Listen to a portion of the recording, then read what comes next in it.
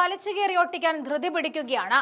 അപ്പോഴാണ് ഞങ്ങൾക്ക് പരാതിയൊന്നുമില്ല എന്ന് പറഞ്ഞ് സ്ത്രീകൾ തന്നെ രംഗത്തേക്ക് വരുന്നത്.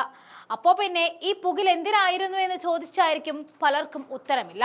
രാഹുൽ മാങ്കൂട്ടത്തിനെതിരെ കേസുണ്ടോ എന്ന് അന്വേഷിച്ച് നടക്കുന്ന പോലീസും മാധ്യമപ്രവർത്തകരുടെയും ചെകിടത്ത് അടികിട്ടിയതുപോലെയായി ഈ പരാതിയില്ല എന്ന് പറഞ്ഞ സ്ത്രീകളുടെ പ്രസ്താവന.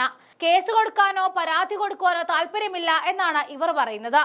രാഹുൽ മാങ്കൂട്ടത്തിനെതിരെ നിയമ നടപടിയുമായി പോകാൻ താല്പര്യമില്ല എന്ന ആരോപണം ഉന്നയിച്ച് രണ്ട് സ്ത്രീകൾ എത്തുമ്പോൾ കരുക്കൾ നീക്കിയവർക്ക് പണിപാളി.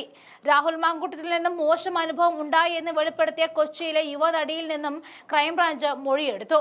മാധ്യമങ്ങളോട് തുറന്നു പറഞ്ഞ കാര്യങ്ങൾ ക്രൈംബ്രാഞ്ചിനോടും പറഞ്ഞുവെങ്കിലും നിയമ നടപടിക്ക് താല്പര്യമില്ല എന്നാണ് മൊഴി നൽകിയത്. ട്രാൻസ്ജെൻഡർ യുവതി മൊഴി നൽകാൻ താല്പര്യമില്ല എന്നും പോലീസിനെ അറിയിച്ചു. ഗർഭചിത്രവുമായി ബന്ധപ്പെട്ട് പുറത്തുവന്ന ശബ്ദരേഖകൾ കേന്ദ്രീകരിച്ചും അന്വേഷണം നടക്കുകയാണ്. ഗർഭചിത്രം നടത്തിയ യുവതിയുമായും പോലീസ് സംസാരിച്ചു. നിയമ നടപടിക്ക് ഇതുവരെ ഈ സ്ത്രീക്കും താല്പര്യം അറിയിച്ചിട്ടില്ല. അതേസമയം രാഹുലിനെതിരെ പരാതി നൽകിയവരുടെ മൊഴി പോലീസ് രേഖപ്പെടുത്തി.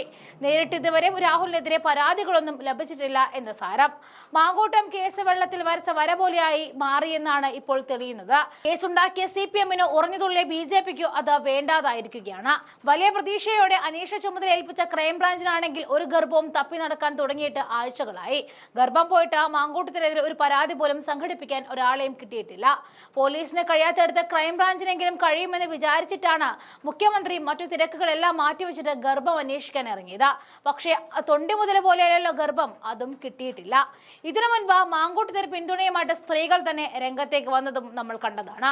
ട്രാൻസ്ജെൻഡർ യുവതിയും BJP നേതാവുമായ അവന്തികയുടെ ആരോപണം പൊളിച്ചടക്കിക്കൊണ്ടെത്തിയത് അവന്തികയുടെ സുഹൃത്ത് അന്ന രാജു ആയിരുന്നു.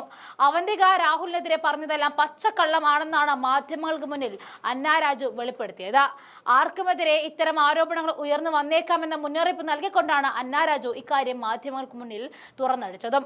BJP നേതാക്കളുമായി കൂടി ആലോചിച്ചുകൊണ്ടാണ് അവന്തികയുടെ ആരോപണം എന്നായിരുന്നു അന്ന പറഞ്ഞത്. വിവാദങ്ങൾ ആളിപ്പടരുമ്പോൾ തനിക്കെതിരെ പ്രതിരോധം തീർത്തുകൊണ്ട് രാഹുൽ മാധ്യമങ്ങൾക്ക് മുന്നിൽ പ്രത്യക്ഷപ്പെട്ടതിന് പിന്നാലെയായിരുന്നു ഇത്തരമൊരു വെളിപ്പെടുത്തലുമായിട്ടും അന്ന രാജുവും രംഗത്തേക്കെത്തിയത്. ഇതുകൂടാതെ നടി സീമാജി നായരും രാഹുലിന് പിന്തുണയുമായിട്ട് എത്തിയ കാഴ്ചയും നമ്മൾ കണ്ടതാണ്.